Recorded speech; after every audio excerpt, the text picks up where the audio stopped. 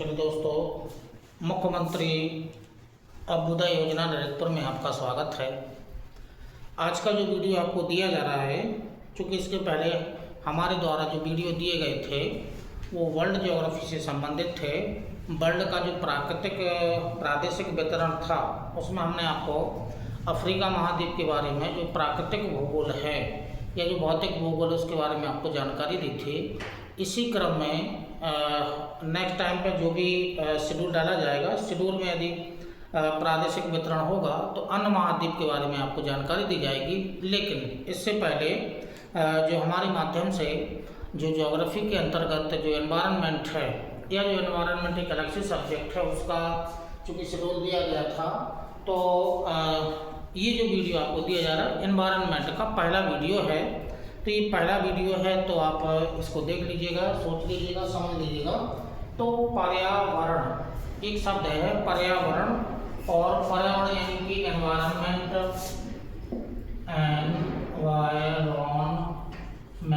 यानी कि एनवायरनमेंट। जो एनवायरनमेंट है, जो एनवायरनमेंट शब्द है वो एनवायरोनल एक शब्द है, फ्रेंच का शब्द है एनवायरोनल। जो एनवायरोनल शब्द है ये फ्रेंच भाषा का शब्द है। इसका मतलब होता है घिरा होना, मतलब चारों ओर से घिरा होना इसका शाब्दिक अर्थ है। तो जो पर्यावरण शब्द है या जो एनवायरनमेंट जो शब्द है वो फ्रेंच शब्द के एनवायरोनल से निकला हुआ शब्द है, जिसका मीन्स होता है कि चारों ओर से घिरा होना या घिरा होना। तो पर्यावरण का मतलब हुआ कि एक ऐसा परिवेश जिसमें जीव, एक ऐसा परिवेश जिसमें जीव चारों ओर से घिरा रहता है, यानी कि कोई ये जीव है, ठीक है, और ये चारों ओर से परिवेश, एक ऐसा परिवेश जो जिसके माध्यम जो है चारों ओर से घिरा रहता है। और इस परिवेश का और इस जीव का आपस में संबंध होता है और इसी को कहा जाता है, इसी परिवेश को कहा जाता है पर्यावरण। यह आपको सही शब्दों में लिखना हो तो थोड़ा सा लिख लीजिएगा। प्रत्येक जीव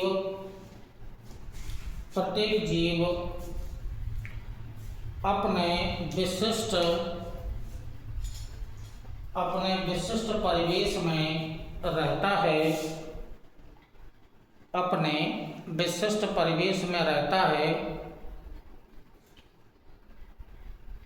जीव एवं उसका परिवेश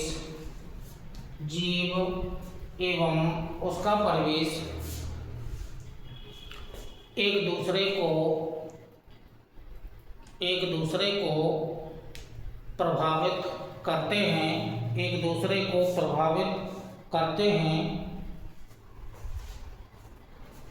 किसी जीव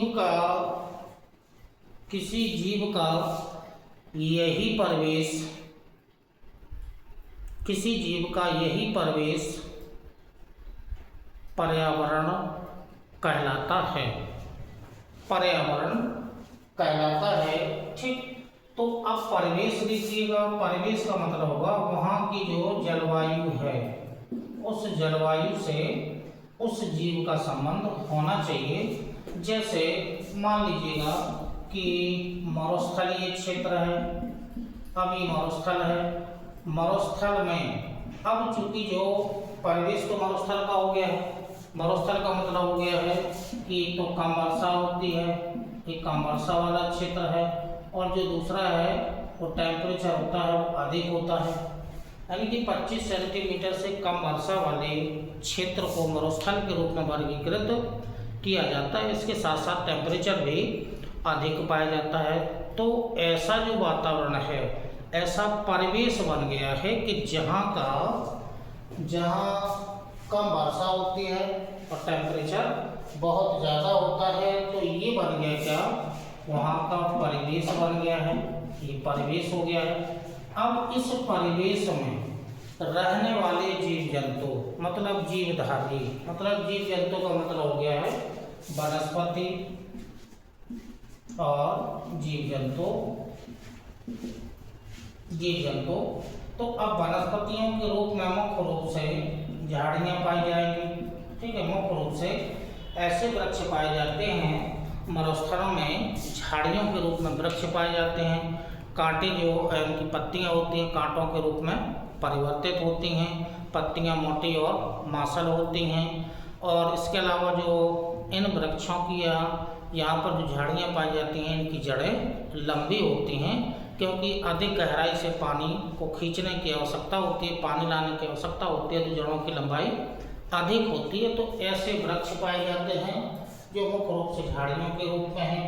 अब इस मरुस्थल में रहने वाले इसी प्रकार के जीव जंतु होंगे, जैसे मोस्टली जो जीव जंतु होता है, जैसे ऊँट है, तो मोस्टली डेजर्ट में रहने वाला जीव जंतु है, क्योंकि इसका जैसा परिवेश है वैसे वहाँ निवास करने वाले या उगने वाली वनस्पति होगी। तो वनस्पति के रूप में झाड़ियाँ होंगी, क्योंकि परिवेश ऐसा है। जीव जंतुओं के रूप में मोस्टली वह जीव जंतु निवास करते हैं मरुस्थल में जिन्हें पानी की कम आवश्यकता होती है, या पानी को अधिक ग्रहण करने की, स्टोर करने की क्षमता अधिक होती है, तापमान को सहन करने की क्षमता अधिक होती है। ऐसा परिवेश में उसी प्रकार के जीव जंतु पाए जाते हैं। तो मरुस्थल में ये परिवेश बना है और ये निवास करने वाले जीव जंतु और वनस्पति है।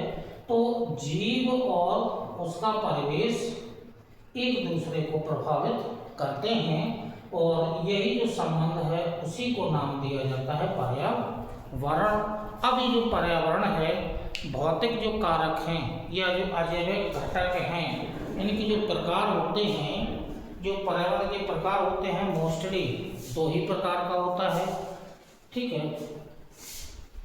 पर्यावरण के प्रकार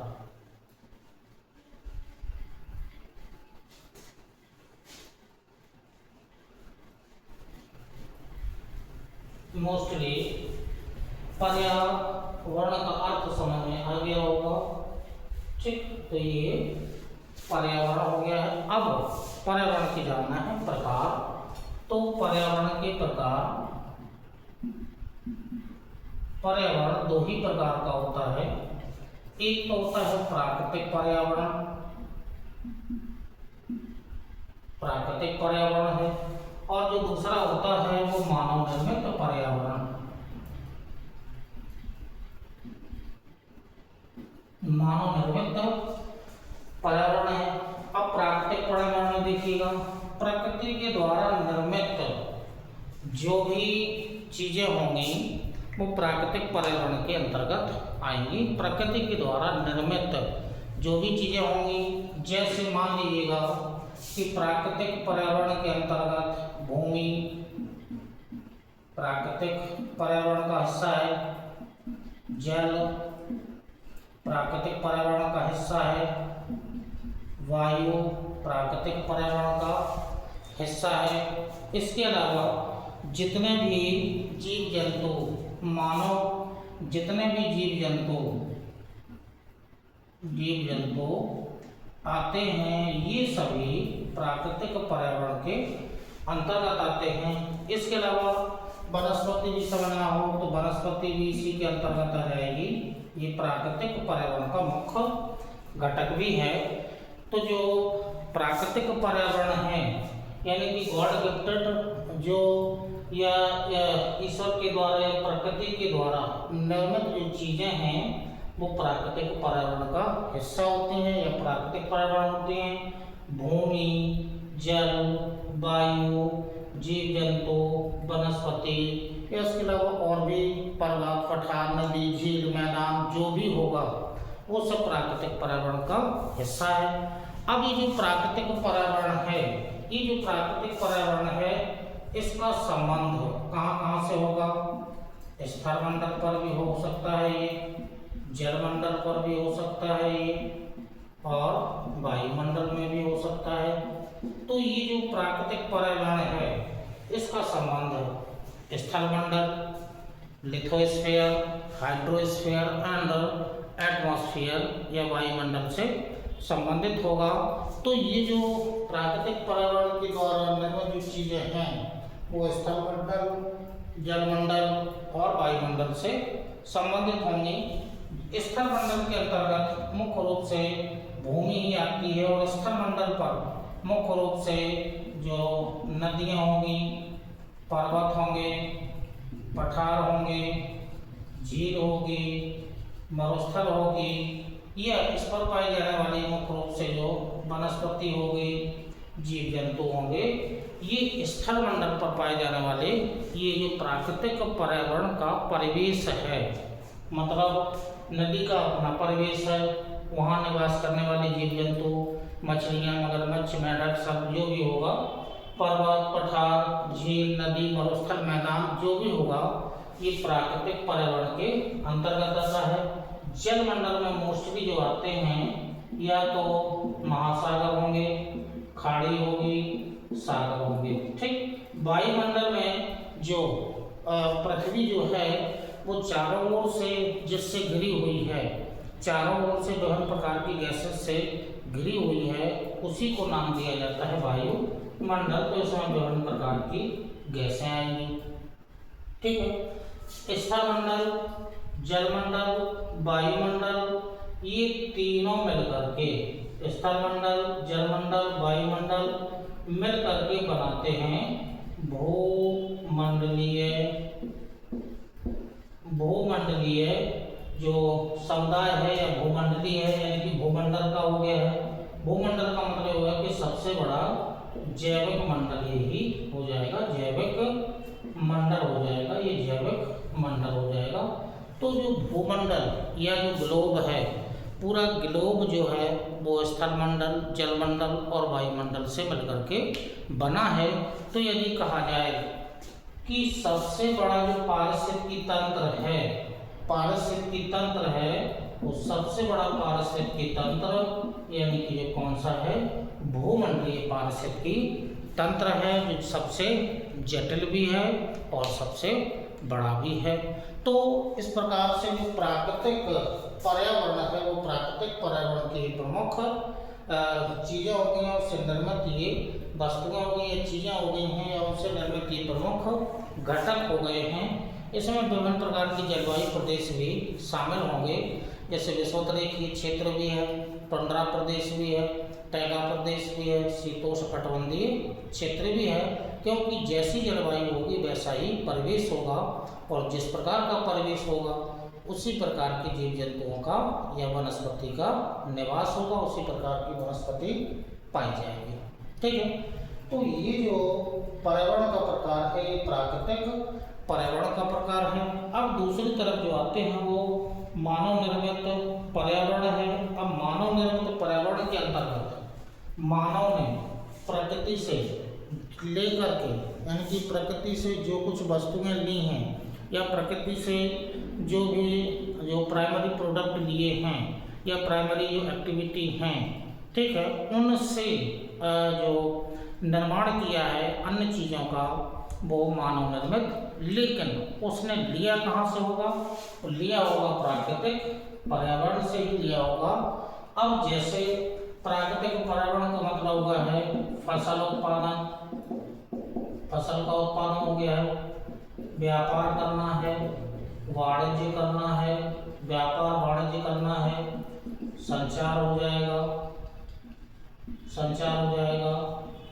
परिवहन हो जाएगा, औद्योगिकरण हो जाएगा, नगरीकरण हो जाएगा, या जो भी मानव की जो गतिविधियाँ होंगी, ठीक है, रोड है, रेल है, सड़क है, मतलब ये सब जो किया है ये मानव के द्वारा निर्मित हैं। बांध हैं, नहरें हैं, तो ये मानव के द्वारा निर्मित वस्तुएं हैं। फसल का उत्पादन मानव के द्वारा किया जाता है, लेकिन कुछ जो फसलें होती हैं वो प्राकृतिक रूप से उगती हैं। व्यापार वाणिज्य मानव के द्वारा किया जाता है, संचार परिवहन का उपयोग मानव के द्वारा किया जाता है। ये जो संचार के साधन हैं वो मानव ने विकसित किए हैं, परिवहन के साधन मानव ने विकसित किया है, औद्योगिकरण की जो प्रोसेस है, प्रक्रिया है, वो मानव ने अपनाई है अपने लाभ के लिए। नगरीकरण की जो प्रक्रिया है वो मानव ने अपनाई है अपनी सुख सुविधाओं के लिए, अपने लाभ के लिए। तो ये जो मानव निर्मित जो पर्यावरण है तो वो भी एक परिवेश ही बनाता है। जैसे मान लीजिएगा कि औद्योगिकरण का हुआ तो एक विशेष क्षेत्र होगा जहाँ पर उद्योग लगाया जाएगा, बड़ी बड़ी फैक्ट्री लगाई जाएगी, बड़ी बड़ी कंपनी लगाई जाएगी, तो वहाँ का परिवेश अलग बन जाएगा। वाणिज्य व्यापार का परिवेश अलग होता है। नगरीकरण की प्रक्रिया में नगर आते हैं तो नगरों का परिवेश गांव की अपेक्षा अलग होता है। तो संचार के साधन या फसल उत्पादन ये मानव के द्वारा अपनाए गए क्रियाकलाप हैं। तो जैसा क्रियाकलाप होगा उसी प्रकार का परिवेश बन जाएगा और वहाँ निवास करने वाले जो भी निवासी होंगे वो उसी कार्य से संलग्न होंगे। तो ये मानव निर्मित परिवेश है। अब जो मानव निर्मित परिवेश के अलावा प्रकार दो हो गए हैं। पहला प्रकार है प्राकृतिक परिवेश या प्राकृतिक पर्यावरण और दूसरा है मानव निर्मित पर्यावरण। अब जो पर्यावरण है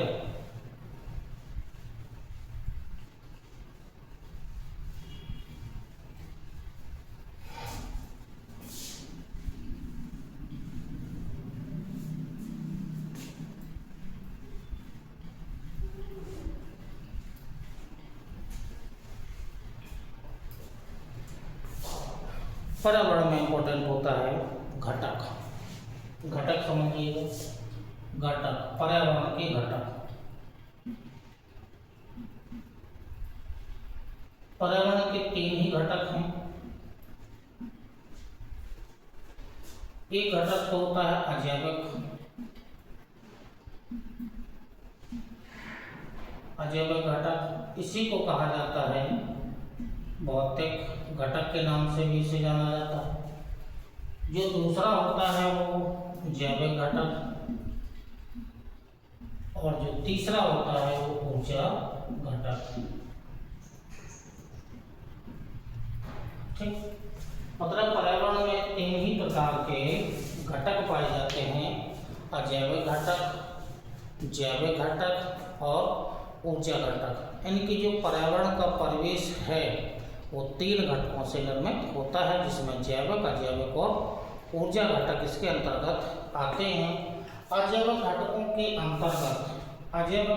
अंतर्गत जो मोस्टली आते हैं अजैविक घटकों के अंतर्गत जैसे भूमि हुआ, जल हुआ, वायु हुआ। अब भूमि की जगह आप मिट्टी कर दीजिएगा, मिट्टी शब्द सही रहेगा। मिट्टी, जल, वायु, ठीक है। या जो वायु हो गया है, ठीक है। ये अजैविक घटकों के अंतर्गत आते हैं। अजैविक घटकों के अंतर्गत और यदि शामिल करें तो खनिज लवण हो गया है। ये जो सब आते हैं ये मिट्टी, जल, वायु, खनिज लवण ये अजैविक घटकों के अंतर्गत आते हैं। या इनके अलावा और भी घटक होंगे। जैविक घटकों के अंतर्गत सूक्ष्म वनस्पति से लेकर के बड़े वृक्ष, वेल डेवलप जो वृक्ष होते हैं वो आगे आएंगे। और जो दूसरा होगा इसी के अंतर्गत सूक्ष्म जीव जंतु से लेकर के बड़े जीव जंतु तक इसके अंतर्गत बड़े जीव जंतु इसमें शामिल किए जाते हैं। जैसे सूक्ष्म वनस्पति यानी कि शैवाल से लेकर के बेल डेवलप वृक्ष, सेक्वोया वृक्षों के अंतर्गत जो भी वनस्पति आएगी वो जैविक घटक के अंतर्गत आएगी।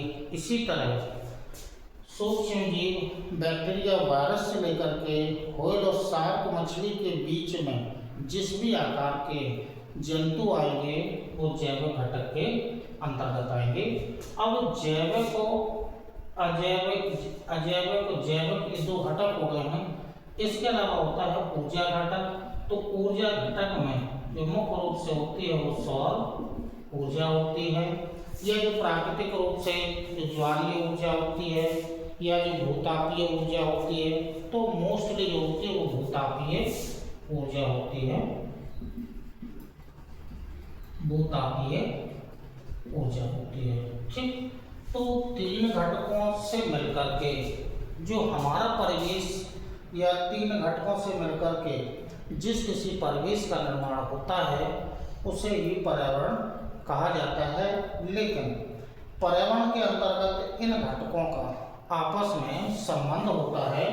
जैविक घटक, अजैविक घटक और ऊर्जा घटक का आपस में संबंध होता है, और आपस में संबंध होगा तभी बन पाएगा क्या, एक परिवेश बन पाएगा, और उस परिवेश में निवास करने वाले जीव जंतु भी या जीव भी होंगे, या जीव जंतु या वनस्पति भी उसमें शामिल होंगे।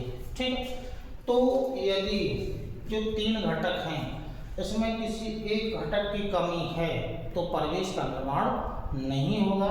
तीनों परिवेश का आपस में अंतर संबंध होना निश्चित है, अदरवाइज अन्यथा पर्यावरण का निर्माण नहीं होगा।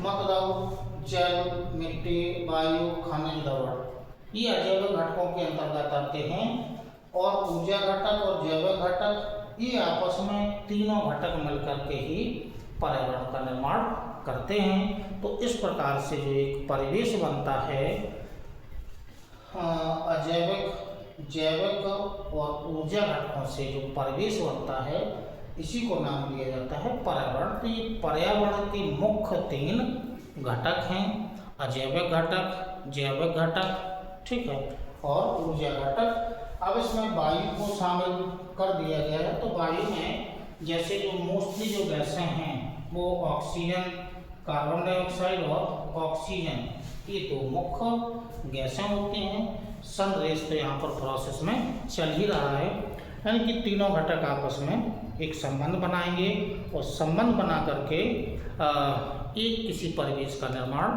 करेंगे, और इसी को नाम दिया जाता है पर्यावरण। चूँकि पर्यावरण का ही एक जो रूप है, एक छोटा सा रूप है, उसको पारिस्थितिकी तंत्र कहा जाता है, इकोसिस्टम कहा जाता है। तो ये टॉपिक चूँकि बड़ा है इकोसिस्टम का, उसकी प्रोसेस जो होती है वो कैसे होगी, घटक तीन ही उसमें शामिल होंगे, आपस में कैसे अंतर संबंध बनाएंगे, तो हम एक पारिस्थितिकी तंत्र बनाएंगे। तो जो इकोसिस्टम वाला टॉपिक है वो जस्ट इसी के आगे आएगा।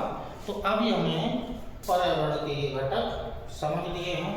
अब घटकों के अलावा जो अगला जो आगे इसी क्रम में है,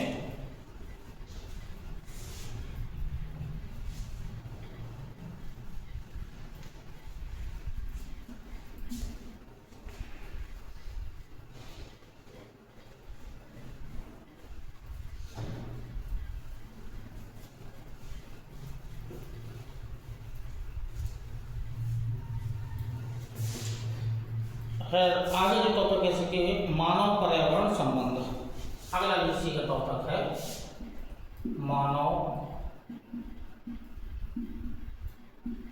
पर्यावरण संबंध। अब एक जीव को लिया गया जिसमें मानव है, तो मानव और पर्यावरण का आपस में क्या संबंध है, ये टॉपिक है। तो इसको आप हेडिंग डाल लीजिएगा और थोड़ा सा इसमें लिख लीजिएगा कि क्या मानव और पर्यावरण के बीच में क्या संबंध है। ठीक, हेडिंग डालिएगा और पॉइंट बना करके 3 पॉइंट बनाना है, मोस्टली हमें लिखना है। तो मानव पर्यावरण का संबंध कैसा है, पहला पॉइंट लिखिएगा,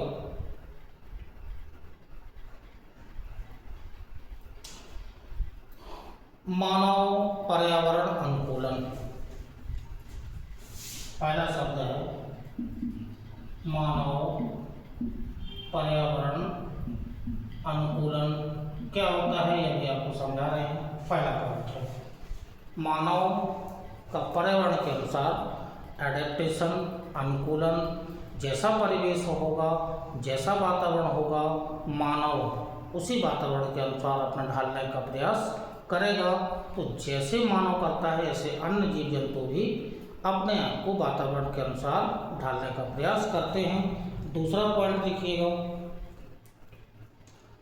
आदि मानव का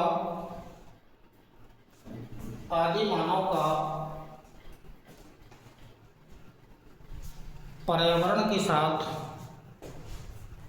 सहसंबंध या सहजीवी संबंध या सहजीवी संबंध, ये दूसरा पॉइंट है, सहजीवी संबंध। अभी आपकी आओ विस्तृत व्याख्या करेंगे। 2 पॉइंट हो गए। तीसरा पॉइंट, समाज संस्कृति का विकास। समाज संस्कृति का विकास। समाज संस्कृति का विकास, ये 3 मोस्टली पॉइंट हैं।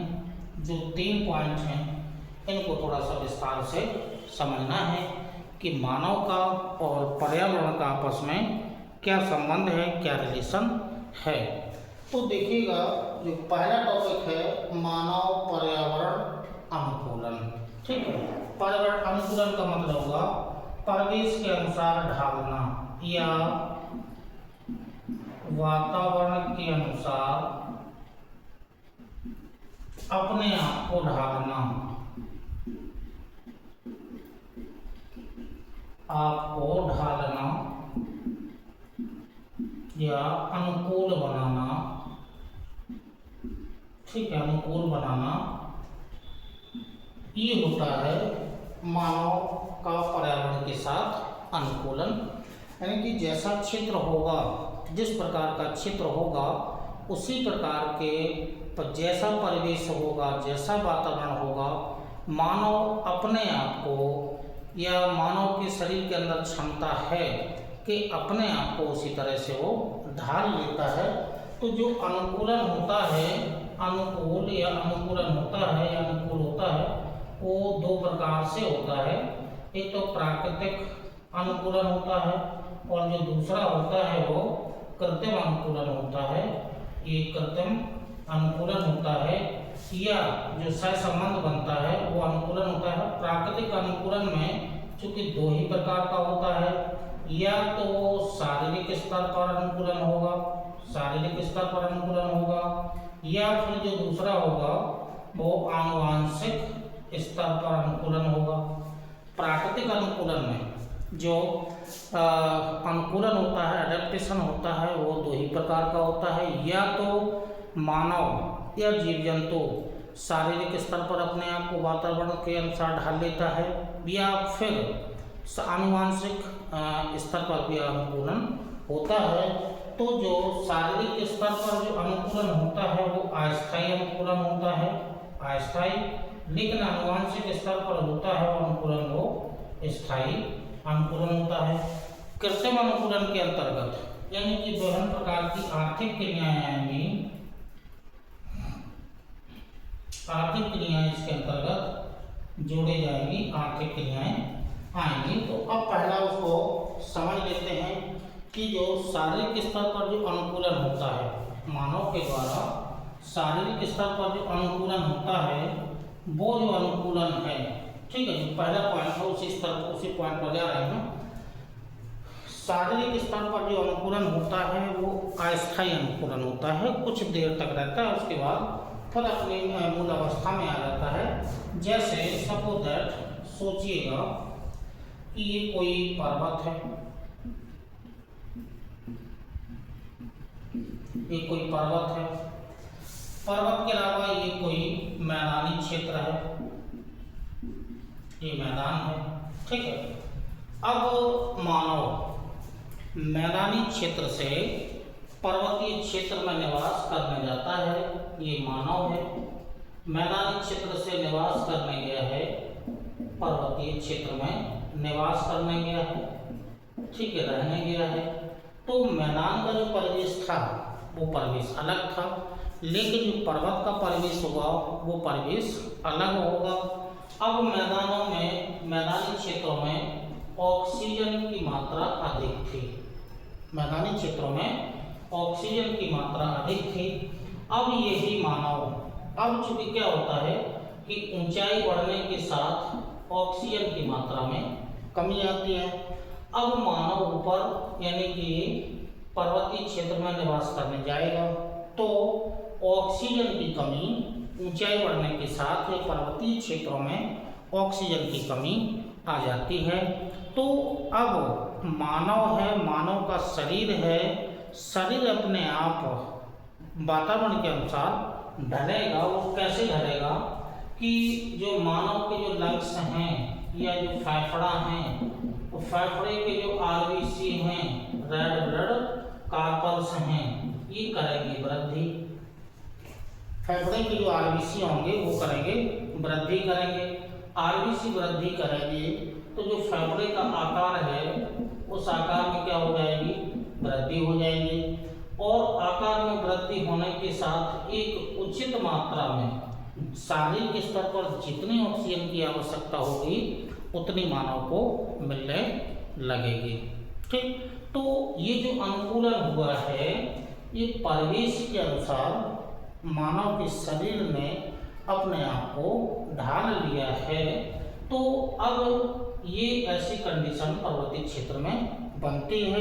लेकिन यदि यही मानव फिर से मैदानी क्षेत्र में वापस आ जाता है तो फिर से फेफड़े के जो आरबीसी होते हैं वो संख्या में कम हो जाते हैं, क्योंकि मैदानी क्षेत्र में उचित मात्रा में ऑक्सीजन पाई जाती है।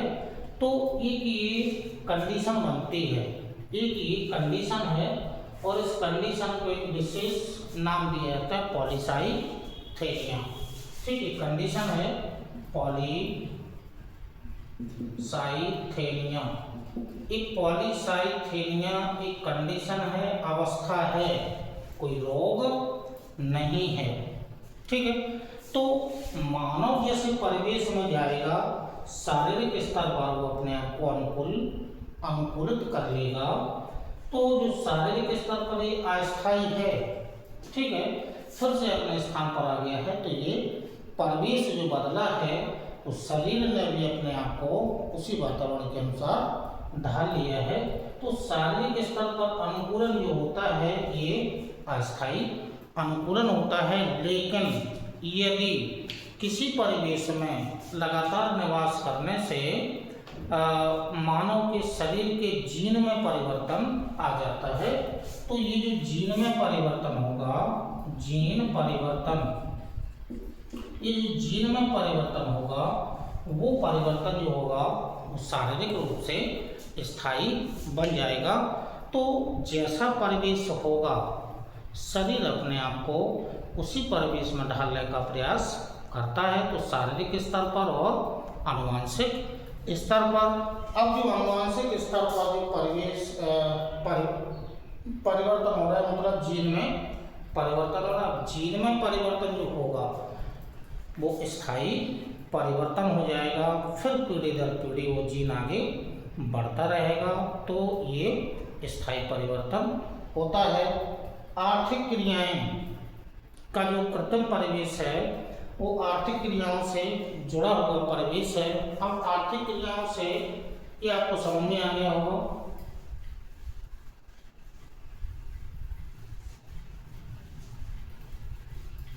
अब आर्थिक क्रियाओं का परिवेश और देखिए कैसे है। ये तो प्राकृतिक परिवेश था या प्राकृतिक अनुकूलन था।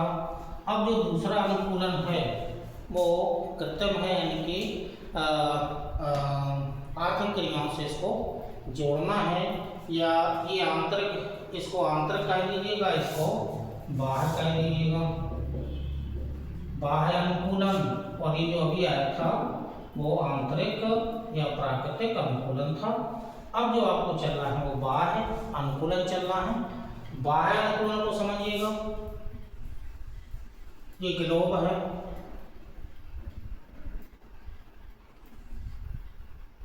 ये क्षेत्र उष्णकटिबंधीय है, उष्णकटिबंधीय क्षेत्र है। ये जो क्षेत्र है ये शीतोष्णकटिबंधीय क्षेत्र है, तो ये भी शीतोष्ण है। और ये ध्रुवीय क्षेत्र है, तो ये भी ध्रुवीय क्षेत्र है। अब इन 3 क्षेत्रों से आर्थिक क्रियाओं को हमें जोड़ना है। तो जो उष्णकटिबंधीय क्षेत्र होते हैं, उष्णकटिबंधीय क्षेत्रों में क्या होता है, वर्षा और ताप, वर्षा और ताप अधिक होते हैं क्योंकि विषुवत-रेखीय क्षेत्र है, उष्णकटिबंधीय क्षेत्र है। इस क्षेत्र में वर्षा वर्ष भर अधिक होती है, सामान्य वर्षा होती है, वर्ष भर होती है और सूर्य के प्रकाश की किरणें जो होती हैं वो लंबवत इस क्षेत्र में पड़ती हैं, तो तापमान भी अधिक होता है। अब तापमान अधिक होगा और वर्षा भी अधिक होगी तो सघन सदाबहार वनस्पति का विकास होगा। अब सघन सदाबहार वनस्पति पाई जाएगी तो यहाँ निवास करने वाले जो निवासी हैं उष्णकटिबंधीय क्षेत्र में, क्योंकि मैदानी क्षेत्र है नहीं है, सघन सदाबहार वनस्पति पाई जाती है। मैदानी क्षेत्र होता तो यहाँ निवास करने वाला जो निवासी है वो कृषि कार्य या पशुपालन से संबंधित कार्य करता या आर्थिक क्रियाएं अपनाता। लेकिन सघन वन है तो यहाँ के जो निवासी हैं वो वन उत्पाद पर आधारित होते हैं, वन उत्पाद पर निर्भर करते हैं। ठीक है, वनों से प्राप्त जड़ी बूटी, फल फूल, लकड़ी और उसको आकर के मार्केट में उसको बेचते हैं और अपनी आर्थिक क्रियाएं चलाते हैं। तो मोस्टली इस क्षेत्र में हैं निवास करने वाली मूल रूप से जनजातियां पाई जाती हैं, या वनों से प्राप्त जो भी उत्पाद होंगे या जंगली जीव जंतुओं से प्राप्त जो भी प्रोडक्ट होंगे। ठीक है, तो यहाँ की जो आर्थिक क्रियाएं हैं वो किससे जुड़े हुए हैं, वनों के उत्पाद से जुड़ी हुई हैं। तो ये हो गया उष्णकटिबंधीय क्षेत्र। जैसा क्षेत्र है वैसी आर्थिक क्रियाएं उस क्षेत्र से जुड़ी हुई हैं। यहाँ का निवासी जो होगा वो जड़ी बूटियों को अच्छी तरह से पहचानता होगा, कौन सी जड़ी बूटी किस रोग में काम आती है उसको अच्छी जानकारी उससे होगी। ठीक है, अब इस क्षेत्र में निवास करने वाला इन क्रियाओं को नहीं अपना सकता है। शीतोष्णकटिबंधीय क्षेत्र है, यहाँ की जो जलवायु है वो सम जलवायु है, इस सम जलवायु है, ना अधिक ताप है और ना अधिक वर्षा होती है। शीतोष्णकटिबंधीय क्षेत्र है, वनस्पति का विकास ज़्यादा हुआ नहीं है। तो यहाँ जो मुख्य रूप से पाए जाते हैं मैदान पाए जाते हैं, और मैदानों का जो संबंध होगा वो कृषि कार्य और पशुपालन से संबंधित यहाँ की आर्थिक क्रियाएं होंगी। मतलब जैसा क्षेत्र होगा। अब उष्णकटिबंधीय क्षेत्र के निवासी इस क्षेत्र की क्रियाओं को अपना तो सकते हैं लेकिन अपने आप को ढालना होगा, या इस क्षेत्र के निवासी इन क्रियाओं को अपना सकते हैं लेकिन पीढ़ी दर पीढ़ी कई वर्षों तक उस आर्थिक क्रिया से हमें जोड़ना होगा, तब आप उस क्षेत्र निवास या उस आर्थिक क्रिया को अपना सकते हैं। ध्रुवीय जो क्षेत्र है, ठीक है, पहला क्षेत्र हो गया है, दूसरा हो गया, जो तीसरा क्षेत्र है वो ध्रुवीय क्षेत्र है। ध्रुवीय क्षेत्र मीन्स बर्फ से आच्छादित क्षेत्र है। तो ये जो अत्यधिक कम तापमान वाला क्षेत्र है, तो यहाँ निवास करने वाले जो निवासी होंगे वो आखेट पर निर्भर करते हैं। आखेट शिकार करना, आखेट पर निर्भर रहते हैं, ये आखेट पर निर्भर रहते हैं। क्यों? क्योंकि तो ध्रुवीय क्षेत्र है, बर्फ से आच्छादित क्षेत्र है, ठीक है, तो मैदानी क्षेत्र तो है नहीं है जिससे कृषि कार्य किया जा सकेगा। बर्फीला क्षेत्र है तो यहाँ पर वनस्पति के रूप में शैवाल, लाइकेन, मॉस या झाड़ियाँ उगती हैं। तो वृक्ष भी इतने ज़्यादा बड़े नहीं हैं कि उनसे हम वनों को या वन उत्पादन प्राप्त कर सकें। तो आंतरिक जो अनुकूलन होता है वो शारीरिक स्तर पर अनुकूलन और आनुवंशिक स्तर पर अनुकूलन होता है, जबकि बाह्य अनुकूलन के अंतर्गत ये आर्थिक क्रियाएं जोड़ी गई हैं। तो मानव और पर्यावरण का के साथ जो संबंध है या जो मानव पर्यावरण अनुकूलन है, ये जो पहला टॉपिक था ये आपको जानकारी दे दी है। अब जो दूसरा टॉपिक है, जो 3 टॉपिक आपको लिखाए थे, तो वो जो संबंध था सहजीवी संबंध था। अब सहजीवी संबंध का मतलब है ये होता है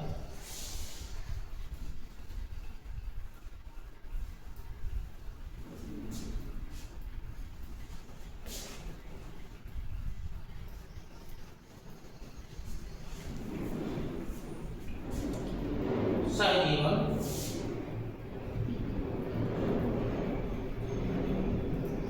मानव और पर्यावरण के बीच सहजीवन। अब जो आदि मानव था, आदि मानव जंगलों में रहता था, जंगलों से प्राप्त फल फूल या अपना भोजन प्राप्त करता था, मोस्टली वनस्पति से। धीमे धीमे करके उसने शिकार करना सीख लिया, तो जीव जंतुओं से भोजन लेना प्राप्त किया। तो जो आदि मानव था, आदि मानव और आदि मानव, ठीक है, और जो पर्यावरण था उसके बीच में सहजीवी संबंध था।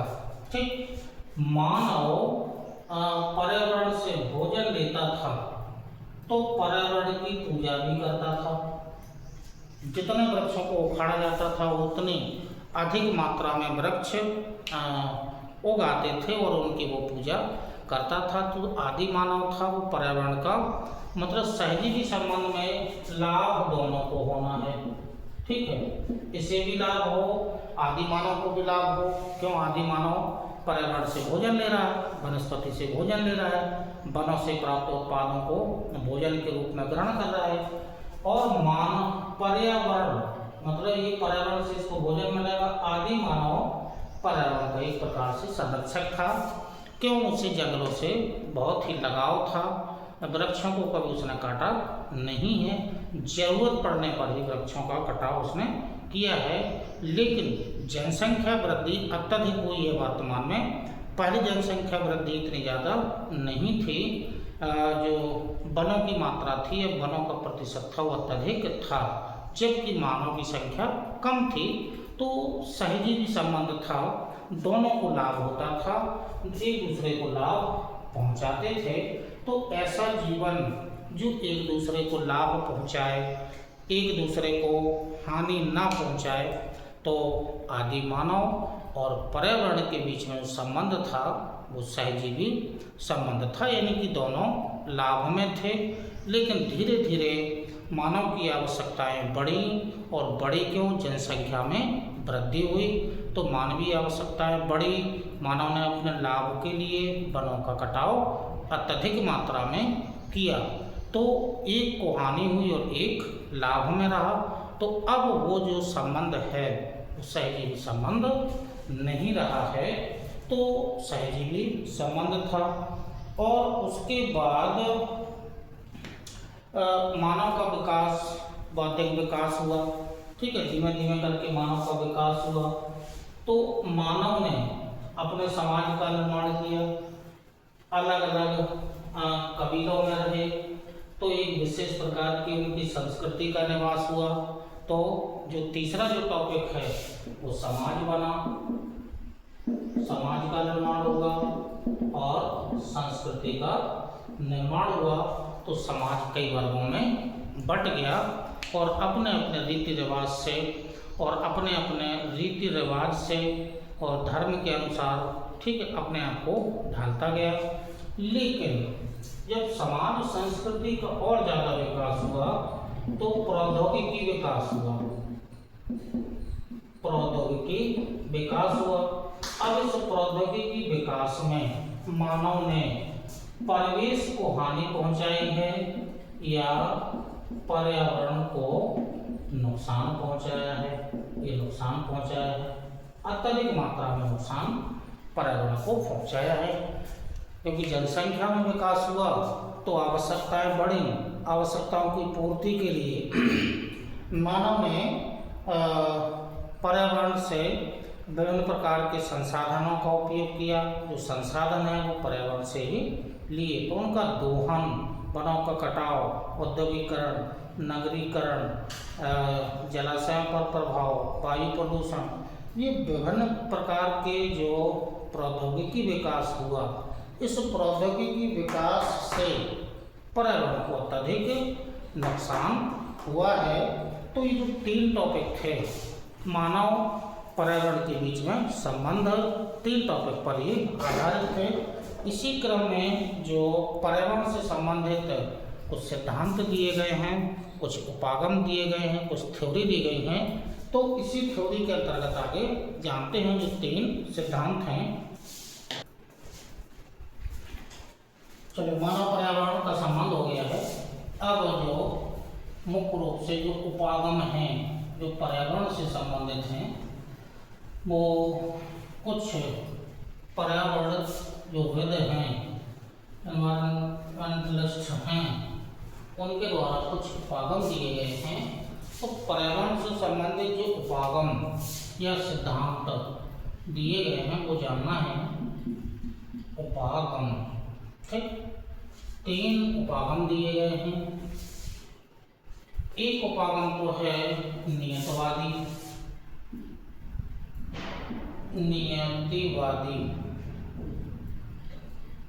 नियतिवादी पर्यावरणविद हैं। जो दूसरे हैं वो संभववादी, और जो तीसरे हैं वो नवनियतिवादी।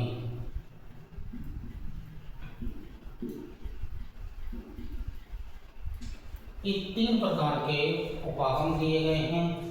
अब जो उपागम दिए गए हैं, कौन कौन इसके समर्थक हैं इन उपागमों के? तो जो नियतिवादी है, इसमें Ellen, Churchill, Semple, Ritter, Humboldt, ये जो पर्यावरणविद हैं ये समर्थन करते हैं, नियतिवादी का समर्थन करते हैं। अब नियतिवादी विचारधारा है, क्या विचारधारा है अभी आगे आपको बताएंगे। तो ये इसके हो गए हैं संभववादी के डी लाप्लास,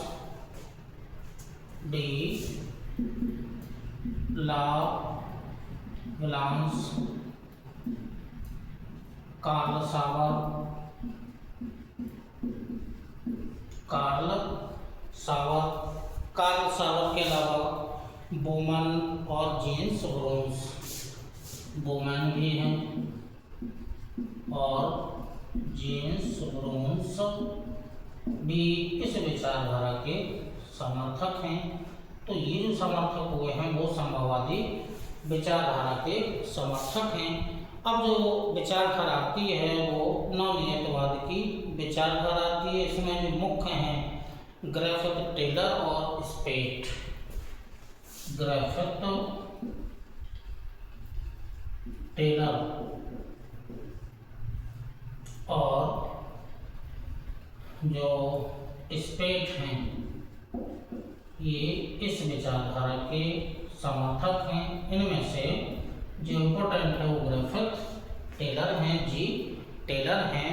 रोको और जाओ का सिद्धांत नवनियति विचारधारा पर आधारित है। रोको और जाओ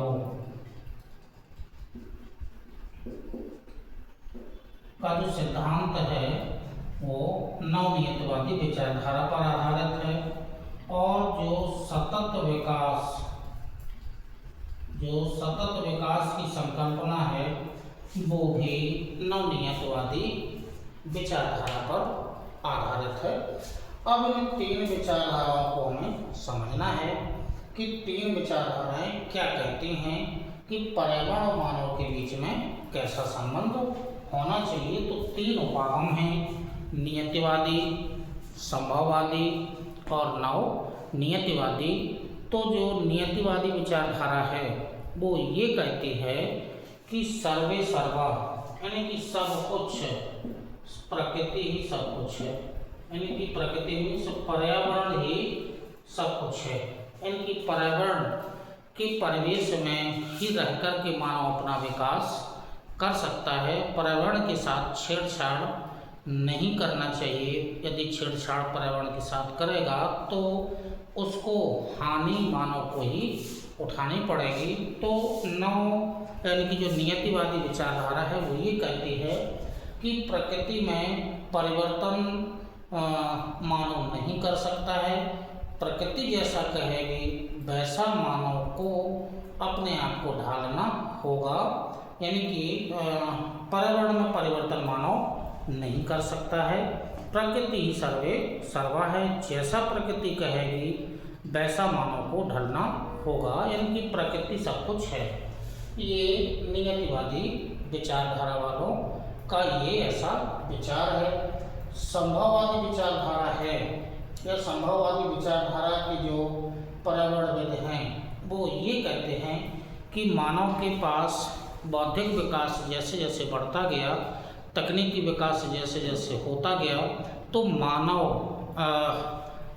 पर्यावरण में परिवर्तन करके भी अपने आप को ढाल सकता है। यानी कि मानव पर्यावरण में परिवर्तन कर सकता है और इनकी पर्यावरण में परिवर्तन करने की क्षमता रखता है। तो क्षमता तो रखता है, लेकिन ये जो क्षणिक क्षमता होती है या क्षणिक परिवर्तन होता है तो मानव प्रकृति में परिवर्तन करके और अपने आप को ढाल सकता है।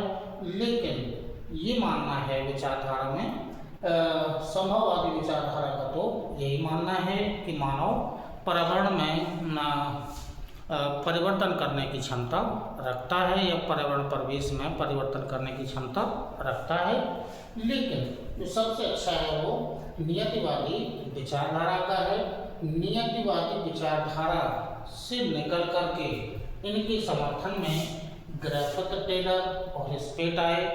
विचारधारा नव नियतिवादी विचारधारा नियतिवादी की ही उपशाखा है, नव नियतिवादी की विचारधारा है। तो इस विचारधारा के अनुसार है रोको और जाओ का सिद्धांत या जो स्टेटमेंट होता है वो लागू होता है और सतत विकास की संकल्पना इसी नव नियतिवादी विचारधारा पर आधारित है। सतत विकास का मतलब हुआ कि जो मानव है वर्तमान की ज़रूरतों को पूरा करने के साथ साथ मतलब वर्तमान की ज़रूरतें भी पूरी हो जाएं और संसाधनों का ऐसा उपयोग करें कि जिससे आने वाली पीढ़ी को भी संसाधन सुरक्षित रहें, संरक्षित रहें। मतलब वर्तमान का संसाधनों का ऐसा उपयोग किया जाए कि विकास भी ना रुके और पर्यावरण में यानी कि पर्यावरण को हानि भी ना हो और साथ में संसाधनों का ऐसा प्रयोग किया जाए कि आने वाली पीढ़ी के लिए जो संसाधन हैं वो सुरक्षित या संरक्षित रहें। तो वर्तमान की ज़रूरतों को पूरा करते हुए भावी पीढ़ी के लिए प्राकृतिक संसाधनों को सुरक्षित रखना ही सस्टेनेबल डेवलपमेंट, सतत विकास, धारणीय विकास, स्थायी विकास कहा जाता है। तो ये जो तीन प्रकार की जो संकल्पनाएं या विचारधाराएं या उपागम जो आए हैं, जिसमें से संभववादी पर्यावरण में परिवर्तन की बात करके अपने आप को समायोजन करने की बात कहता है, जबकि नियतिवादी और नवनियतिवादी पर्यावरण के साथ ही चलना होगा ऐसी ये बात करते हैं। तो जो इम्पोर्टेंट है वो है नियतिवादी विचारधारा है। अब इस नियतिवादी विचारधारा के बाद ये तो मानव और पर्यावरण के बीच में संबंध था। अब जो अगला टॉपिक है मानव पर पर्यावरण का प्रभाव क्या क्या पड़ता है वो जानना है। अगला टॉपिक है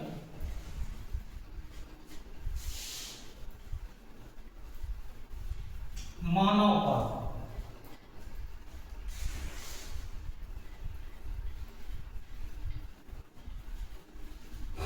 जो अगला टॉपिक है मानव पर पर्यावरणीय प्रभाव।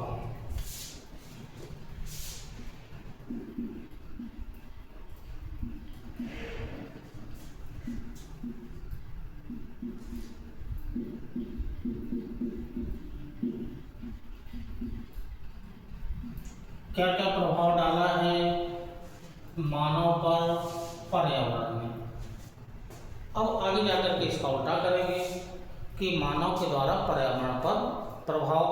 अब ये मानव पर पर्यावरण का प्रभाव है।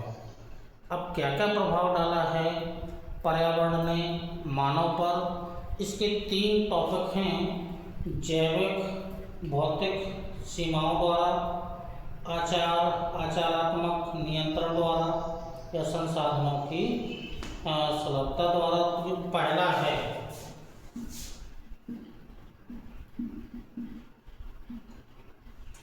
जैविक भौतिक सीमाओं द्वारा, जैविक भौतिक सीमाओं द्वारा क्या डाला है वो नीचे जानना है। दूसरा है आचारात्मक नियंत्रण द्वारा।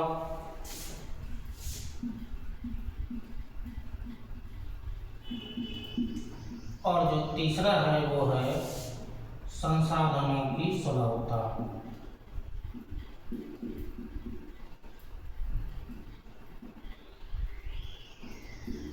संसाधनों की सुलभता।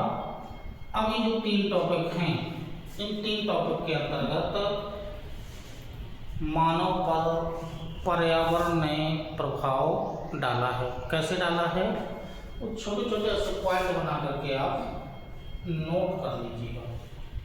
नोट करना इम्पोर्टेंट है, नोट करिएगा। पहला है जैविक भौतिक सीमाओं द्वारा।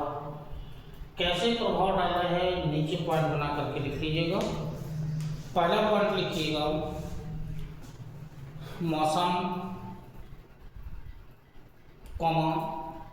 जलवायु के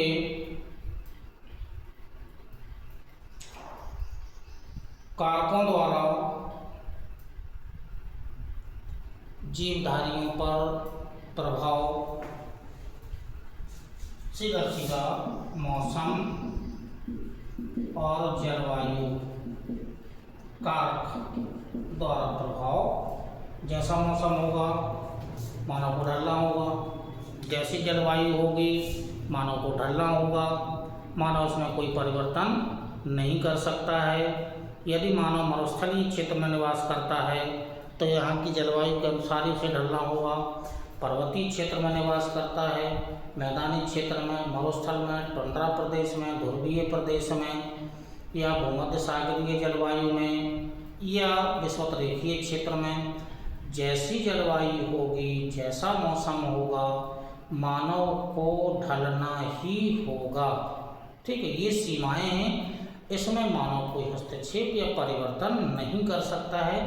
मरुस्थल को विषुवतरेखीय क्षेत्र नहीं बना सकता है, या विषुवतरेखीय क्षेत्र को टुंड्रा प्रदेश नहीं बना सकता है।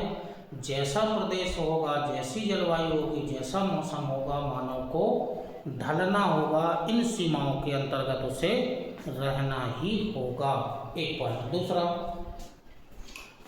ध्रुवीय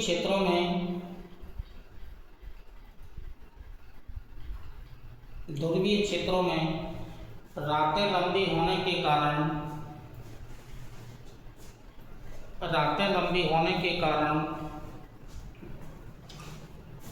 यहाँ के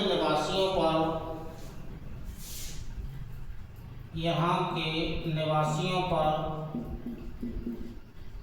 मनोवैज्ञानिक प्रभाव पड़ता है। तीसरा पॉइंट, खाद्यान्न की उपलब्धता नहीं हो पाती है।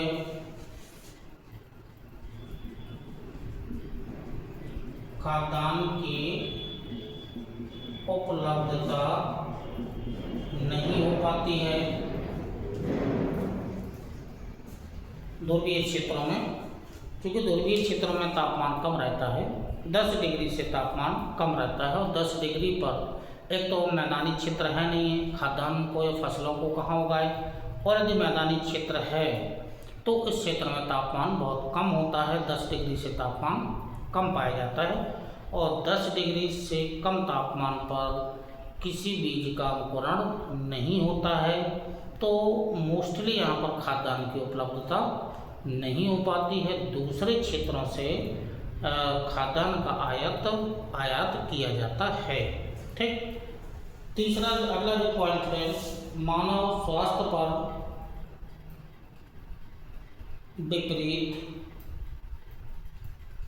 विपरीत प्रभाव पड़ता है। विपरीत प्रभाव पड़ता है। ठीक। कारकों के द्वारा, जो भौतिक या जो पर्यावरणीय कारक है उनके द्वारा मानव को बांध दिया गया है। मतलब इन कारकों को मानव बदल नहीं सकता है, उस परिवेश को बदल नहीं सकता है। ठीक। ये पहला हो गया है। दूसरा, आचारात्मक नियंत्रण द्वारा। अब कैसे है, इसमें भी पॉइंट बनाइएगा। चिंतन, विचारधारा, संस्कृति और व्यवहार को प्रभावित करता है।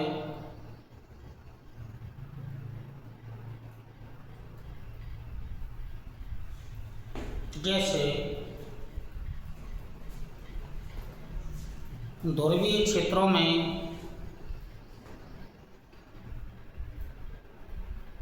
रातें लंबी होती हैं और यहाँ निवास करने वाले एक जनजाति है एस्किमो।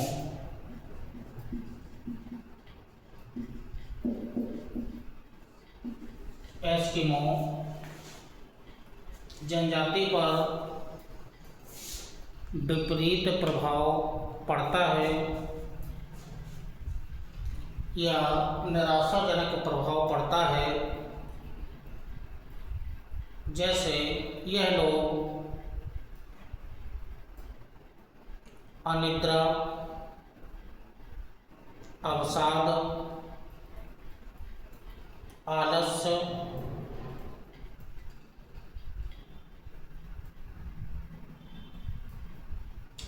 आदि विकार उत्पन्न हो जाते हैं। आदि विकार उत्पन्न हो जाते हैं। अगला पॉइंट इसी में है। अगला पॉइंट, बाढ़, सूखा, भूकंप, ज्वालामुखी, बादलों का फटना आदि प्राकृतिक आपदाएं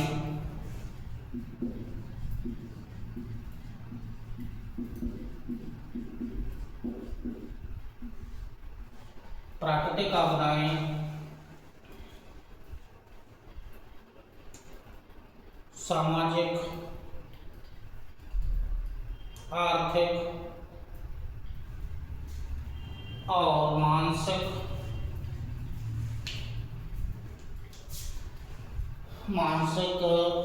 दुष्प्रभाव डालती हैं। मानसिक दुष्प्रभाव डालती हैं। ठीक। और लास्ट में है संसाधनों की सुलभता। तो जो तीसरा प्रभाव है वो संसाधनों की सुलभता। पहला पॉइंट लिखिएगा,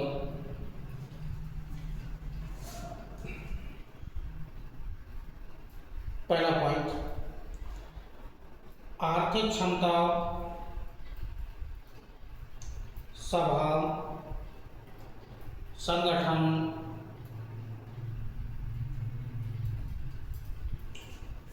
राजनीतिक अस्थिरता,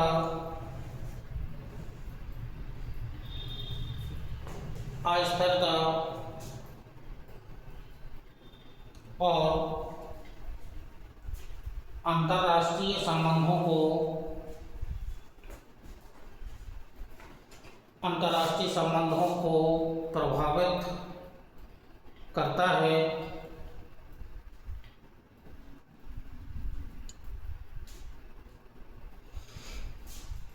मतलब आपके पास संसाधन अधिक मात्रा में हैं तो अन्य देशों से आपके संबंध अच्छे बने रहते हैं, क्योंकि निर्यात का एक जरिया बना रहता है। तो अन्य देशों में जो संसाधन नहीं है, आपके पास संसाधन हैं, तो वो संसाधन आप दूसरों को निर्यात कर सकते हैं। तो अंतर्राष्ट्रीय संबंध अन्य देशों के साथ सुलभता से बने रहते हैं। अगला पॉइंट, अंतर्देशीय एवं अंतर्राष्ट्रीय विवाद उत्पन्न हो सकते हैं जैसे नदियाँ। अब चूंकि नदियाँ प्राकृतिक संसाधन है, इस नदी का उद्गम इस देश से हो सकता है, उस देश से होती हुई अन्य देशों में प्रवेश करती हुई तीसरे देश में प्रवेश करती है, या एक राज्य से दूसरे राज्य में जाती है, एक जिले से दूसरे जिले में जाती है। तो यहाँ पर जो बॉर्डर की जो समस्या है, या जो पानी से संबंधित जो संसाधन है, जल जो संसाधन है, उसको लेकर के, बंटवारे को लेकर के समस्याएं उत्पन्न होती हैं। तो ये संसाधनों की सुलभता के अंतर्गत जो नदी जल विवाद होता है वो भी इसी में शामिल किया जाता है। या जो प्राकृतिक रूप से पर्वत पठार होते हैं, ये भी सीमा पर अवस्थित हो सकते हैं, तो ये भी संबंधों को प्रभावित करते हैं। तो ये जो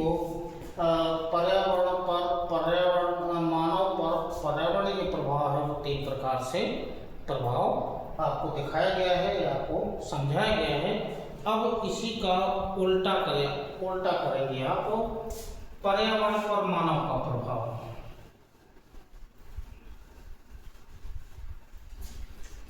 इसी का जैसे उल्टा करो, अभी तो पर्यावरण ने मानव पर डाला है, अब मानव को पर्यावरण पर प्रभाव डालना है।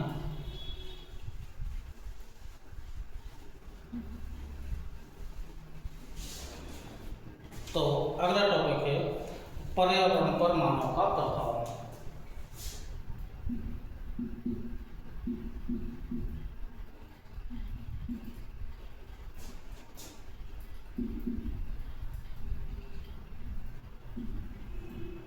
और ये जो प्रभाव है, ये प्रभाव इम्पोर्टेंट, ठीक। अब क्या क्या प्रभाव डाला मानव ने पर्यावरण पर, यही इम्पोर्टेंट है। क्योंकि पर्यावरण के द्वारा मानव पर प्रभाव जो डाला गया तो वो अपने आप को अनुकूलित कर लेता है। अब लेकिन पर्यावरण पर मानव प्रभाव डालेगा तो जो प्राकृतिक संसाधन हैं उसमें कमी आएगी। तो कहाँ कहाँ मानव ने डाला है, तो देख लीजिएगा। एक तो मानव ने वनों का कटाव किया,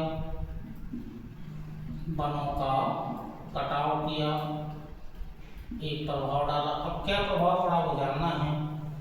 मानव ने खनन अत्यधिक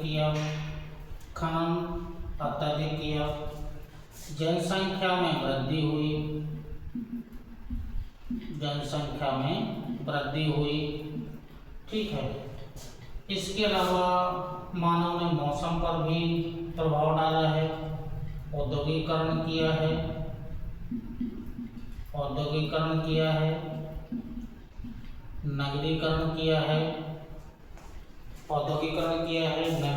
किया है, आधुनिक कृषि हुई है, आधुनिक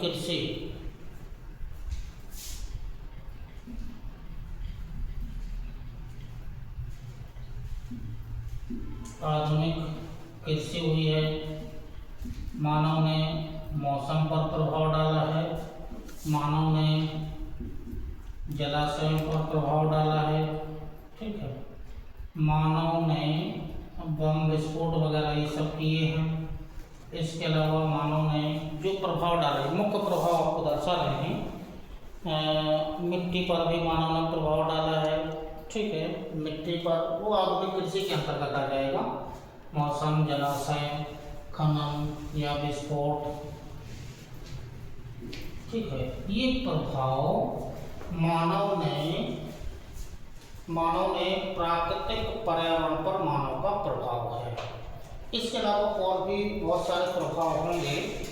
अब ये जो प्रभाव हैं, ठीक है, ये प्रभाव हैं, इनको शॉर्ट में आपको समझना है कि जो वनों का कटाव है, क्यों मानव ने किया वनों का कटाव?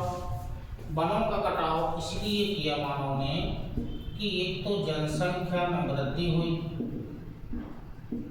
जनसंख्या में वृद्धि हुई, खाद्यान्न की कमी को पूरा करने के लिए कृषि क्षेत्रफल में वृद्धि की, कृषि क्षेत्रफल में वृद्धि की। इसके अलावा परिवहन साधनों का विकास किया, साधनों का विकास किया। इसके अलावा बांधों का निर्माण किया, बांधों का निर्माण किया। स्थानांतरण कृषि को अपनाया, स्थानांतरण कृषि को अपनाया। वनों का कटाव किस कारण से होगा? ठीक है, तो कृषि क्षेत्रफल में वृद्धि हुई क्योंकि खाद्यान्न की पूर्ति करना है। परिवहन संचार साधनों का विकास हुआ, बांधों का निर्माण किया गया मानव ने अपने लाभ के लिए, स्थानांतरण कृषि की मानव ने अपने लाभ के लिए। तो ये जो सब प्रोसेस हुई, औद्योगिकरण हुआ और नगरीकरण हुआ, ये भी हुआ, औद्योगिकरण नगरीकरण हुआ, तो इससे हुआ कि वृक्षों का कटाव हुआ। जैसे वृक्षों का कटाव हुआ तो सघनता में कमी आ गई, सघनता में कमी आ गई। सघनता में कमी का मतलब होगा वनों का निम्नीकरण, वनों का निम्नीकरण हो गया है। और वनों का निम्नीकरण होगा तो इससे वनों की जो सघनता है उसमें कमी आ जाएगी। ठीक, तो ये मानव ने इस कारण से वनों को काटा। ठीक, इसी तरह से जो मानव ने अपने लाभ के लिए विभिन्न प्रकार के खनिजों का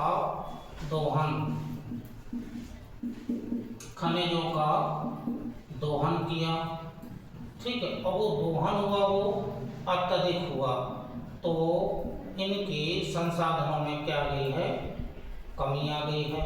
तो ये प्राकृतिक पर्यावरण पर प्रभाव, खनिज संसाधनों की मात्रा में कमी आ गई।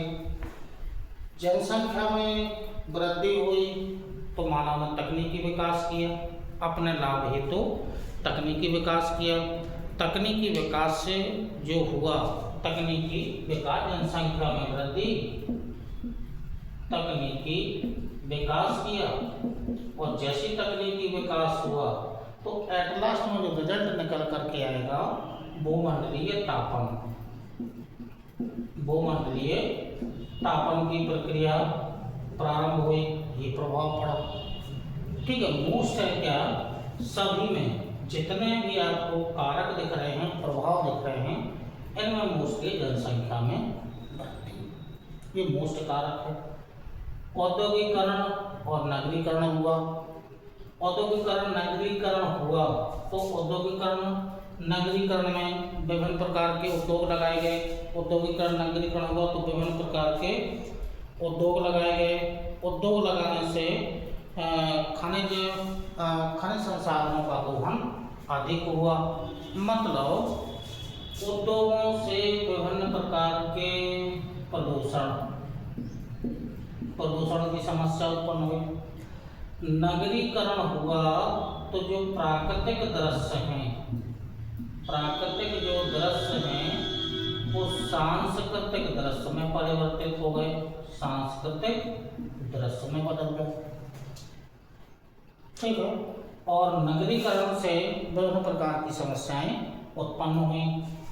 आधुनिक कृषि, चूंकि प्राचीन काल में जो कृषि होती थी उसमें किसी प्रकार के फर्टिलाइजर्स रासायनिक खादों का उपयोग नहीं किया जाता था। प्राकृतिक रूप से जब तक मिट्टी की उर्वरता बनी रही, खाद्यान्न का उत्पादन किया जाता रहा है।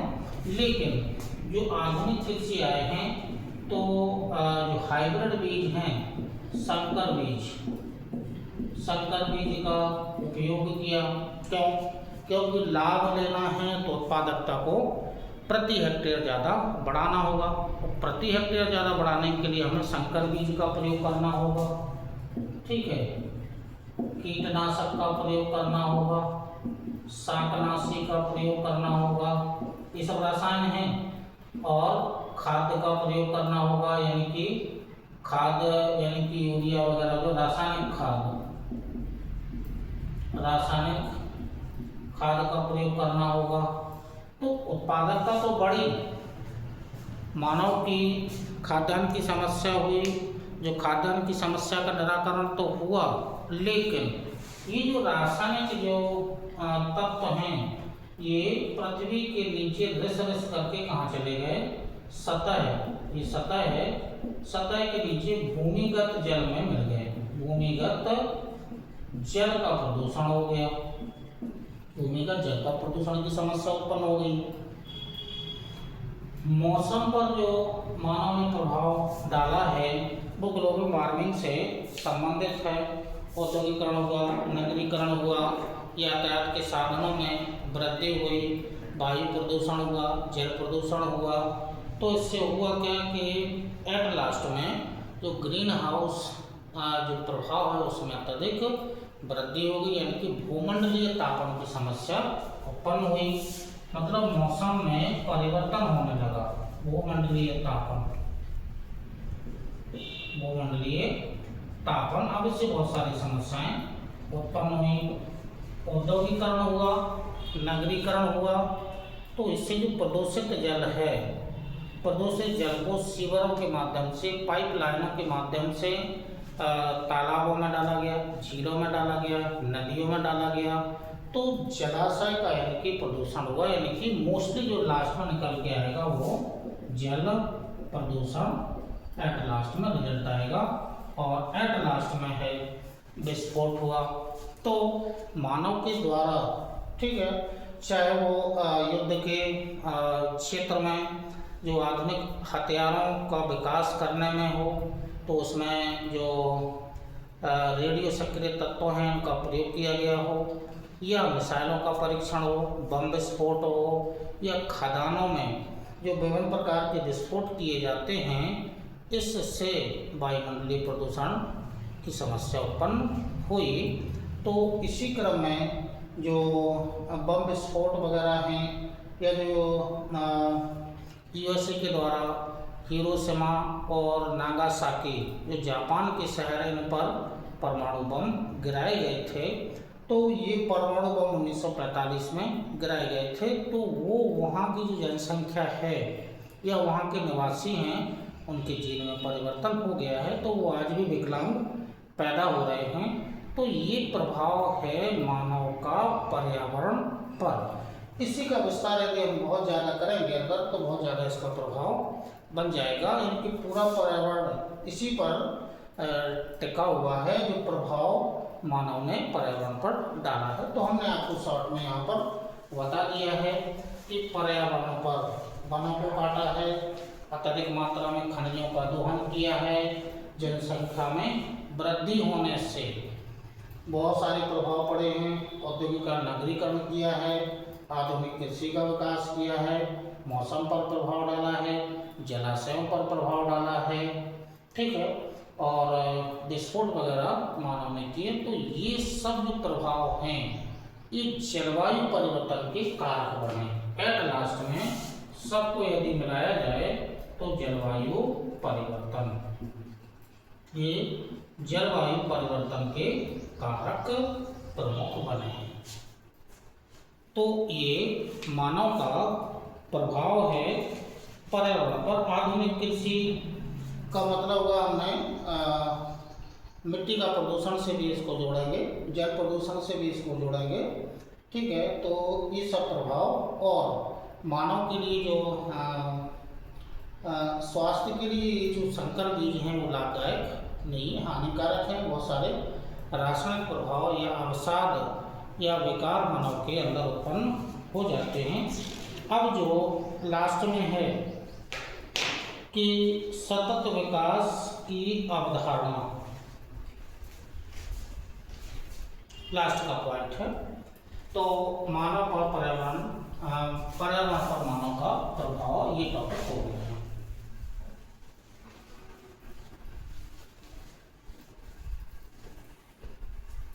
इसी क्रम में आगे सतत विकास या सस्टेनेबल डेवलपमेंट की जो संकल्पना है उसे थोड़ा सा विस्तार करना है। सतत विकास है क्या और उसके क्या उद्देश्य हैं या क्या लक्ष्य हैं। तो जो सतत विकास, सस्टेनेबल डेवलपमेंट या सतत विकास,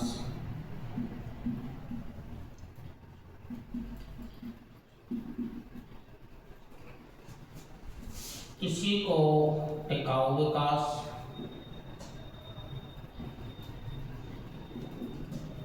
इसी का नाम है स्थायी विकास या इंग्लिश में सस्टेनेबल डेवलपमेंट। इस सस्टेनेबल डेवलपमेंट, सतत विकास की अभी जस्ट आगे एक अवधारणा आई थी नवनियतिवादी की जो संकल्पना है या विचारधारा है जो ग्रिफिथ, टेलर और स्पेड महोदय ने दी थी, उसमें रोको और जाओ का सिद्धांत लागू होता है। उसी विचारधारा के अंतर्गत सतत विकास की संकल्पना का विकास हुआ है। तो जो संकल्पना का विकास हुआ है तो उसके अंतर्गत अवधारणा क्या है वो हमें जानना है। अवधारणा क्या है सतत विकास की वो जानना है। क्या हम रणनीति अपनाएंगे, रणनीति कौन सी अपनाई जाएगी, और उसके बाद सतत विकास के कौन कौन से उद्देश्य या लक्ष्य होंगे। ठीक, तो ये 3 टॉपिक के अंतर्गत हमें सस्टेनेबल डेवलपमेंट की अवधारणा को समझना है। तो जो सतत विकास है, सतत विकास यानी कि वर्तमान, सतत विकास मतलब वह विकास है जो वर्तमान की आवश्यकताओं को पूरा करते हुए भावी पीढ़ियों के लिए संसाधनों को संरक्षित और सुरक्षित रखना ही सस्टेनेबल डेवलपमेंट की संकल्पना है। यानी कि वर्तमान का जो विकास हो रहा है, विकास भी ना रोके और अत्यधिक मात्रा में संसाधनों का दोहन भी ना हो। आने वाली पीढ़ी के लिए संसाधनों को हमें सुरक्षित रखना है। लोहा, कोयला, तांबा, सोना, चांदी, पेट्रोलियम पदार्थ, इनका अत्यधिक हमें दोहन नहीं करना है। ये जो संसाधन हैं इनके हमें विकल्प अपनाने हैं, क्योंकि अत्यधिक दोहन करेंगे तो भावी पीढ़ियों के लिए जो प्राकृतिक गैस है, खनिज तेल है, वो पूरा का पूरा अभी उपयोग कर लिया जाएगा। तो आने वाली पीढ़ियों के लिए वो खनिज संसाधन या खनिज पेट्रोलियम तेल नहीं बचेगा। तो इनके विकल्प हमें अपनाने हैं और विकल्प ऐसे अपनाना है कि पर्यावरण का प्रदूषण भी ना हो, विकास भी ना रुके और खनिज संसाधनों का अत्यधिक दोहन भी ना हो। तो ऐसे विकास को ही नाम दिया जाएगा सस्टेनेबल डेवलपमेंट, टिकाऊ विकास, स्थायी विकास, इसको एक नाम दिया जाएगा। अब जो विश्व, ये जो संकल्प अवधारणा है, विश्व रणनीति, विश्व संरक्षण रणनीति रिपोर्ट जो आई थी, विश्व संरक्षण रणनीति जो रिपोर्ट आई थी, वहाँ सबसे पहले सतत जो विकास है इस शब्द को वहाँ पर, इस शब्द को वहाँ पर लिया गया था। विश्व संरक्षण रणनीति रिपोर्ट में इसको सतत विकास शब्द को दिया गया था। और इसी के बाद ब्रैटलैंड दूसरी रिपोर्ट आई थी, ब्रैटलैंड ब्रेटलैंड ये दूसरी रिपोर्ट थी। इस रिपोर्ट में WCED ने इसे अपनाया था, इसकी विस्तृत व्याख्या की थी और एट लास्ट में जो UNO है,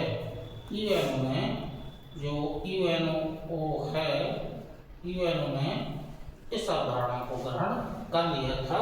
तो सतत विकास की ऐसी एक क्रमिक इनकी अवधारणा इसकी बनी। तो अवधारणा की शुरुआत यहाँ से एट लास्ट में UNO ने इसे ग्रहण किया था। तो UNO ने इसे ग्रहण किया था। अब रणनीति का मतलब ये हुआ कि संसाधनों का हमें संरक्षण करना है, संसाधनों का संरक्षण भी करना है और संसाधनों के संरक्षण के साथ साथ जो एजेंडा जो 21 है इसको अपनाना है। एजेंडा 21 की जो रियो डी जेनेरो में जो ब्राज़ील का एक शहर है वहाँ पर प्रथम पृथ्वी शिखर सम्मेलन हुआ था, यानी कि प्रथम पृथ्वी शिखर सम्मेलन हुआ था। उस सम्मेलन में एजेंडा 21 को अपनाया गया था। ये रियो सम्मेलन के नाम से भी इसे जाना जाता है। तो संसाधनों का संरक्षण कैसे करें, हम एक रणनीति अपनानी है और एजेंडा 21 हम कैसे लागू करें, वो प्रथम पृथ्वी शिखर सम्मेलन जो हुआ था उसमें इसको दिया गया था 92 में। इसे रियो सम्मेलन के नाम से भी जाना जाता है। इसी क्रम में एक रणनीति अपना ली है। इसी क्रम में जो सतत विकास के क्या क्या उद्देश्य होना चाहिए, क्या क्या लक्ष्य होने चाहिए, तो इसके जो प्रमुख पॉइंट हैं, तो जो प्रमुख पॉइंट हैं वो हमें इसमें जानना है। तो जो प्रमुख पॉइंट हैं वो हमें लगभग 17 पॉइंट बन रहे हैं। कौन कौन से होंगे वो हमें मुख्य रूप से जानना है। तो इसी क्रम में जो अगला जो आपको वीडियो डाला जाएगा उस वीडियो में सतत विकास के लक्ष्य क्या क्या होने चाहिए, यहीं से हम नेक्स्ट जो वीडियो होगा, ठीक है, जो मुख्य रूप से 4 वीडियो आपको इस सप्ताह डाले जाने हैं। तो इस सप्ताह में 4 वीडियो एनवायरनमेंट के डाले जाएंगे, इसी को हम क्रम से आगे बढ़ाएंगे। तो आज आपका कहाँ तक हो गया है, सतत विकास की अवधारणा कहाँ से शुरुआत हुई, सतत विकास में हमें कैसी रणनीति अपनानी है जिसमें संसाधनों का हम संरक्षण भी कर सकें और एजेंडा 21 को लागू कर सकें। और इसी क्रम में हमें कौन कौन से उद्देश्य, क्या क्या सतत विकास के लक्ष्य होने चाहिए, तो 15-16 पॉइंट हैं। इन्हीं पॉइंटों से नेक्स्ट वीडियो